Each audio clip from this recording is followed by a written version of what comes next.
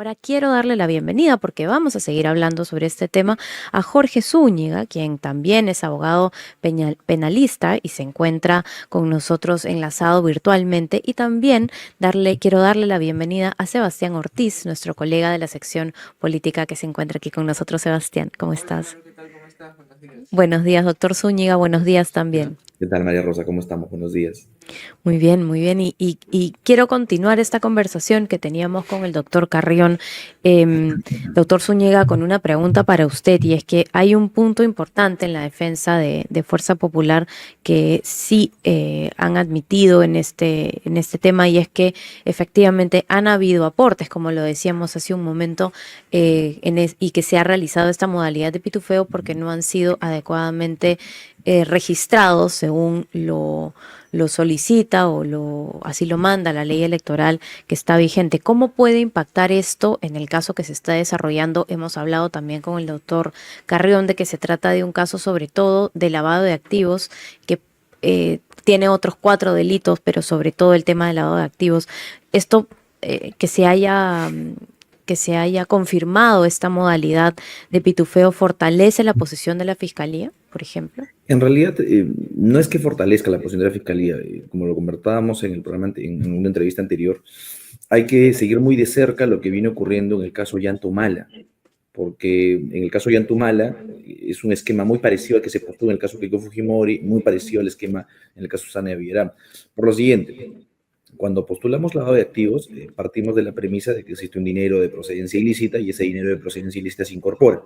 Sin embargo, es muy difícil acreditar la existencia de esa ilicitud o de esa procedencia ilícita del dinero, por lo que la determinación de la ilicitud se construye a partir de indicios. Entonces, un indicio regularmente es, oye, ¿por qué tú en lugar de depositarme el dinero en el banco de manera habitual, de manera bancarizada, tú decides sacarlo en efectivo y entregarlo en efectivo? Entonces, esa construcción, ese indicio, da la apariencia que este es un dinero ilícito. Sin embargo, la hipótesis de las defensas es, oye, eso no en realidad no se hizo con esos fines. La finalidad de ese dinero fue más bien un aporte de campaña, y es cierto que no lo declaramos, que configura el resto de delitos.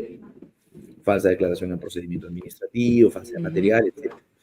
Y entonces eso se configuraría en el delito de aporte ilícito de campañas políticas. Delito que fue aprobado y construido, incorporado en el Código Penal con posterioridad a estos hechos. Entonces, si es que esto se subsume en este segundo delito, no podría subsumirse en el delito de lavado de dinero. Entonces, esta hipótesis ya ha sido planteada en el caso Ollantumala, que es el que está más avanzado en este momento, y la Corte Suprema incluso tuvo la oportunidad de pronunciarse, sin embargo, decantó de que esto sea resuelto en la etapa de juicio. Por lo que el criterio que en su momento emita en el caso de Ollantumala va a ser un criterio que con el pirámide va a recaer, tanto creo yo en este proceso, como finalmente en el caso de Susana Villarán y en otros que tienen características similares vinculadas con aportes de campaña. Muchas gracias, doctor Zúñiga. Y quiero pasar aquí con Sebastián, porque como decíamos también con el doctor Carrión, Sebastián, este caso comenzó el 1 de julio, estamos 12 de agosto, en este poquito más bueno, casi mes y medio desde que inició. ¿Qué has podido observar? ¿Qué ha llamado la atención? Además de los temas más anecdóticos, ¿no? Que Sí, recordamos. hola Maro, ¿qué tal? ¿Cómo estás? Buenos días también al señor Zúñiga. Bueno, ya hay una persona que está excluida del juicio, que es Luis Mejía Leca. Él era tesorero de Fuerza Popular. Lo han excluido por temas de salud, porque él tuvo un accidente cardiovascular. Su abogada, que es la ex procuradora anticorrupción Jenny Vilcatoma, lo solicitó. El tribunal envió una junta médica a evaluarlo y, bueno, el señor Mejía Leca no puede articular palabras. Entonces es uno de los primeros que ha sido excluidos del juicio por Para temas de salud. siempre ya no es No, posible que es que reingrese al juicio. no parece que su condición médica no No lo va a es permitir. exacto. Y digamos, durante este tiempo también se ha conocido que Vicente Silva Checa, que ha sido un dirigente de Fuerza Popular, intentó archivar 3 delitos de los que se les había imputado a raíz de la ley impunidad, que es también conocida como la ley Soto, que permitía o reducía los plazos para el archivamiento de algunos delitos transcurrido un tiempo, ¿no? Los delitos que intentó archivar sin éxito fue falsa declaración en proceso administrativo, falsedad genérica y obstrucción a la justicia. Ujú. Hasta el día de hoy, lo que se sabe es, bueno, la Fiscalía presentó sus primeros alegatos, que es como un resumen de la acusación por cada uno de los acusados, y luego las defensas de cada uno de los acusados, que son pues, un poco más de 40, Bueno, sí. han presentado también un resumen de su alegato de defensa. Ujú. El día de hoy lo que se va a realizar es que cada uno de los acusados tome la palabra y defina si se declara inocente o culpable de los cargos imputados. Como ya han señalado anteriormente, lo más probable es que se declaren inocentes, ¿no? Ujú. Y luego, bueno, luego de que pasen los 40, ya en teoría el Ministerio Público tiene que empezar con los interrogatorios a los testigos, ¿no? Que Ujú. también son bastantes, Son ¿no? más de 1000, me Más de parece. 1000 testigos. Y Ujú. entonces, digamos, de que recién va casi un mes y medio, pero el proceso se tiene estimado en unos 3, 4 años, Ujú. que va a ser bastante Es largo, bastante ¿no? largo, sí. Y doctor Zúñiga o Sebastián, Ujú. todos los acusados están, eh, tienen que enfrentar los mismos 5 cargos. No, en realidad los cargos se distribuyen según la participación que estos tienen, ¿no? Es por eso que en el caso de Silva Checa y esta excepción que se ha presentado de prescripción, o que se ha pretendido sustentar la prescripción recientemente, es un tema bastante interesante, porque si bien es cierto se funda en la ley Soto, hay una disputa, por decirlo así, jurídica entre lo que es el Poder Judicial y el Ujú. Parlamento. A nivel de la praxis jurisdiccional, había una discusión muy amplia sobre cuál es el plazo de suspensión de la prescripción, o sea, por cuánto tiempo es que, digamos, se puede suspender el lapso del tiempo o el cómputo del tiempo para prescribir un delito. La ley es clara en determinar que es el plazo máximo de la pena y en algunos casos el doble del máximo. Pero decían, oye, pero ¿qué pasa cuando el proceso concursa, como en este caso, como en el caso concreto, por ejemplo, de Silva Chica, que él se encuentra en un estado médico y no va a participar en juicio, y eso no prescribe? Y entonces algunos jueces tenían mayor amplitud, otros señalaban de que esto no prescribía nunca, y entonces se genera la denominada ley Soto, que es esta ley 31.751. Sin embargo, el Poder Judicial emitió en su momento un acuerdo plenario que, entre líneas, decía que esto era inconstitucional. En razón a ello, hace unas semanas atrás se emitió la ley 32.104, que es una ley de interpretación auténtica de esta primigenia ley. Entonces, se ha discutido parte de ello en la última audiencia, justamente postulando la prescripción y señalando que sí corresponde aplicar el plazo de suspensión de un año. Sin embargo, la Corte ha dicho que, si bien en ese extremo el colegiado, los 3 magistrados, no se han puesto de acuerdo, porque uno de ellos estima de que sí es legítimo y sí es constitucional la norma, y los otros 2 consideran que no es constitucional la norma, finalmente se han decantado de que, al amparo de lo que prevé el artículo 80, como se trata de una imputación por organización criminal, los plazos de prescripción se duplicarían y en este caso no procede. Pero Entonces, sí es entonces posible. no es posible que ninguno de los delitos prescriba. En realidad, cada delito tiene plazos de prescripción autónomos. Entonces, es posible que el juicio siga por organización criminal, por ejemplo, pero Ujú. no por falsa declaración en procedimiento administrativo. O sea, Ok. pero de momento eso no ha ocurrido. De momento eso no ha Señor ocurrido. Zúñiga, buenos días. Disculpe, la reciente ley que ha promulgado el Congreso que cambia, digamos, la definición de organización criminal, ¿puede llegar, digamos, a tener algún tipo de impacto en este juicio donde también a la mayoría de los acusados se le imputa el delito de organización criminal? Me parece que es una pregunta interesante. En efecto, hace no mucho se ha aprobado la modificación a la ley de crimen organizado, y en el marco de esa ley de crimen organizado se ha previsto algunas modificaciones sustanciales sobre el delito de organización criminal. Entonces, dentro de ello se han extraído conductas que antes, si bien es cierto, antes eran conductas que eran consideradas, por ejemplo, organización criminal. Por ejemplo, aquel que brindaba cualquier aporte temporal. Pongo un caso quizá exagerado, ¿no? Aquel que daba un vaso de agua a una organización criminal, ya el solo hecho de apoyar de esa manera a la organización criminal estaba en el supuesto de ser promotor de una organización criminal. Hoy por hoy se ha suprimido expresamente aquellos que tienen participaciones eventuales en las organizaciones criminales, por lo que no van a poder ser pasibles de imputaciones por organización criminal. Podrá imputarse otro tipo de delitos, pero no organización criminal. Entonces, esto va a generar que aquellas personas a las que se les atribuya algún aporte eventual a la organización criminal, por ejemplo, aquellos que hayan sido los denominados falsos aportantes, que tengan un aporte o el aporte finalmente tiene que ver con acuerdo con la hipótesis del Ministerio Público, no necesariamente vayan a calzar en el tipo de organización criminal. Pero claro, esta determinación se va a dar una vez que se agote el juicio, porque la ley prevé que se debe aplicar la ley penal más beneficiosa al imputado, en este caso al acusado, al momento de ser condenado. Entonces, al momento que el juicio acabe, de mantener vigencia, mejor dicho, ya tiene vigencia, incluso se podría aplicar retroactivamente. El colegiado podría excluir de responsabilidad penal en tanto que la construcción del delito de organización criminal ha cambiado respecto al que primigeniamente postuló el Ministerio Público. Señor Zúñiga, disculpe, las defensas de estas personas, por ejemplo, de los eventuales aportantes o que fueron aportantes en un momento y luego no, pueden solicitar en este momento del juicio que sean excluidos por este presunto por delito? este cambio? No. En realidad, o sea, procesalmente hablando, no hay esa posibilidad, o sea, el código no prevé esa oportunidad, por lo que necesariamente van a tener que agotar el juicio. Yo creo que podría eventualmente tratar de formularse alguna nulidad, pero sería muy forzado. Entonces, yo creo que lo más probable es que, agotado el juicio, lo que va a tocar es que los jueces deban subsumir los hechos a la nueva ley e identificar si los mismos coinciden en estos para determinar la existencia o no de responsabilidad penal, con lo que yo creo que varias de las conductas que se atribuyen, por ejemplo, en el caso de los abogados, donde la participación es estrictamente eventual, van a salir del esquema de una organización criminal necesariamente. Y en el caso de la cúpula, porque, por ejemplo, a los que se les imputa los 5 delitos, son parte de la cúpula, que es Keiko Fujimori, el señor Klimper, la señora Ana Vega Gers, Pierre Figari. En el caso de ellos, ¿esta norma los podría beneficiar a largo plazo? Yo creo que no necesariamente, pero sí va a tener una incidencia, ¿no? Porque lo que pasa es que en la nueva construcción del delito se establece que se pretenda crear una economía paralela, ¿no? Entonces, se establece que la finalidad de una organización criminal es crear una economía paralela.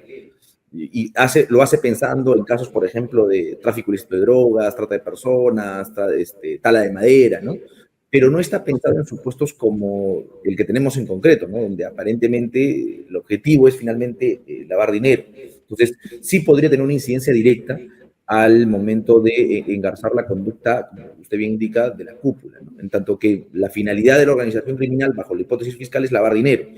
Y el delito de lavado de activos, no necesariamente estamos en un supuesto de crear una economía paralela. O sea, sí hay impacto, pero Claro, no no directo. necesariamente considerable o directo, ¿no? Pero y eso también hacia el final del juicio, no antes. Correcto, exactamente. Ujú. Exactamente. Ahora, han habido otras revelaciones durante este mes y medio que podrían cambiar tal vez el final o la historia de alguno de los imputados. Por ejemplo, hemos visto que una de las ex tesoreras de Fuerza Popular ha reconocido que recibió un sobre con $200.000, por ejemplo, pero dijo que no conocía el contenido, ¿no es cierto, Sebastián? Sí, bueno, lo fue a recoger, pero dijo que no abrió el contenido y que en caso ella hubiese sabido Ujú. que había dinero en el sobre, no hubiese ido, porque se trataba de una zona, bueno, que según sus palabras, Ujú. era peligrosa en el Callao, ¿no? Ujú. Entonces, el reconocimiento del llamado pitufeo puede, digamos, ser contraproducente para Fuerza Popular o es parte de la estrategia, porque principalmente el reconocimiento del pitufeo ha venido del abogado de Fuerza Popular, que es el señor Cristian Salas, que es un ex procurador anticorrupción. Claro, en realidad lo que pasa es que el reconocimiento del pitufeo entiendo yo que parte de la estrategia de que es un hecho, digamos, evidente, ¿no? En tanto que ya hay bastante información de que este ha existido. Entonces, negarlo probablemente pasaría por generar una mayor complicación en el juicio. Y se mantiene aún, y el hecho de que haya o haya existido este pitufeo genera todavía abierta la discusión sobre si es que la finalidad del pitufeo es recibir dinero de procedencia ilícita, porque recordemos que el delito es yo tengo dinero de procedencia ilícita y lo incorporo a la procedencia legal para finalmente darle la apariencia de legalidad y convertir este dinero en ilícito. O sea, porque incluso si es que hubiera que alguien saca mucho dinero y existe este famoso pitufeo para una campaña política, deja de ser delito. O sea, estamos en el supuesto de aportes ilícitos de campaña. Entonces, ese elemento del famoso pitufeo no necesariamente tiene incidencia en el delito de lavado de activos. Lo importante va a ser identificar que el dinero que ellos trasladaban tenían procedencia ilícita.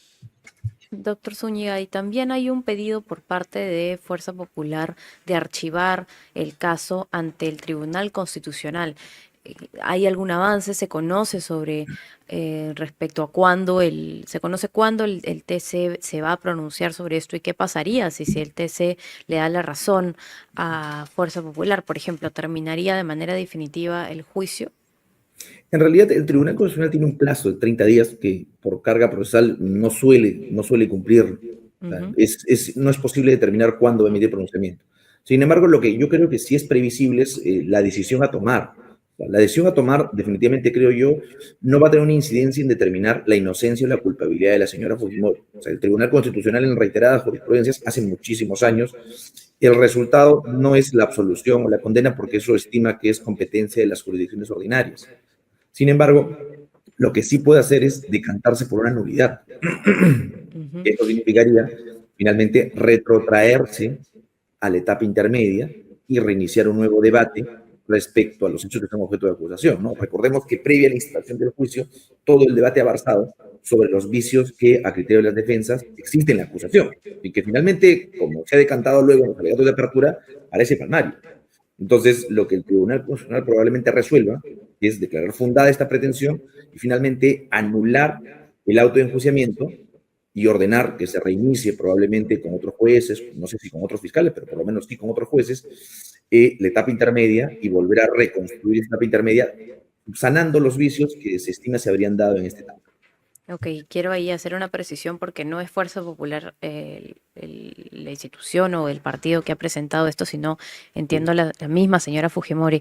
Y esto aplicaría solo para ella, siendo No, ella o para todos, para todo no, el en caso. realidad las nulidades procesales aplican a todo el proceso, ¿no? Si se Ujú. advierte un vicio, tiene que aplicarse para todas las partes procesales, en la medida que se evidencie que afectan derechos para todos, ¿no? Y aquí Ujú. entiendo yo que va a ser una caída en cadena. Señor Zúñiga, y a su consideración, ¿cuáles son, digamos, los vicios procesales que se han dado durante la etapa de control, ¿no? Que ha sido, digamos, al inicio del juicio, las diferentes defensas de los acusados también intentaron que se vuelva a la etapa intermedia, pero el juzgado dijo que ya eso había tenido su tiempo y su fase, ¿no? Que ya estaban en otro momento. Claro, correcto. O sea, la naturaleza del modelo procesal penal siempre ha sido que las fases son preclusivas, ¿no? Entonces, una vez que yo ya estoy en la fase de juicio, yo no puedo retrotraerme a la etapa anterior, a menos que haya un vicio como el que más o menos se advierte o han postulado las defensas. Ahora, ¿qué vicios podemos encontrar? Uno de los vicios importantes es justamente la ausencia de una imputación clara respecto a cada una de las personas que atribuye. Cuando nosotros pasamos a juicio, un elemento determinante es garantizar el derecho de defensa. El derecho de defensa se garantiza a partir que hay una imputación clara y concreta. ¿Sabes? ¿Qué cosa hace Keiko Fujimori? ¿Qué cosa hace A? ¿Qué cosa hace B? ¿Qué cosa hace C? Etcétera. Esta situación no puede tener incongruencias entre toda la descripción típica, o en todo caso, toda la descripción de los hechos que se postulan. En el caso concreto, se ha evidenciado, por ejemplo, que no hay una descripción clara respecto a los hechos que son más importantes. Esto es respecto a la procedencia ilícita de los bienes objeto de lavado, ¿no? Un elemento importante que por ahí remocionaba una de las defensas y decía, señores, si es que el dinero fue retirado de las arcas de un banco en efectivo y finalmente esta situación está más o menos probada bajo la hipótesis fiscal, parte de la imputación debería ser también que los funcionarios, el personal de este banco tendría que ser objeto de investigación, porque finalmente ellos también han aportado ello, cosa que no existe. Entonces, yo creo que, si bien es cierto, no todas las observaciones de las defensas son necesariamente válidas, yo creo que hay muchas de ellas que sí podrían justificar la nulidad que se postula ante el Tribunal Constitucional. Ujú. Muchas gracias, doctor Zúñiga, por habernos acompañado esta mañana aquí en Tenemos que Hablar. Y nuevamente, bueno, con Sebastián vamos a estar informando sobre el caso Cócteles, que es largo, como decíamos, y seguramente volveremos a tomar contacto más adelante. Que tenga muy buen día. Mucho gusto. De igual manera, Mario, un gusto, Sebastián. Hasta luego, doctor. Y fue el doctor Jorge Zúñiga, abogado penalista, con quien hemos conversado también sobre el reinicio del caso Cócteles.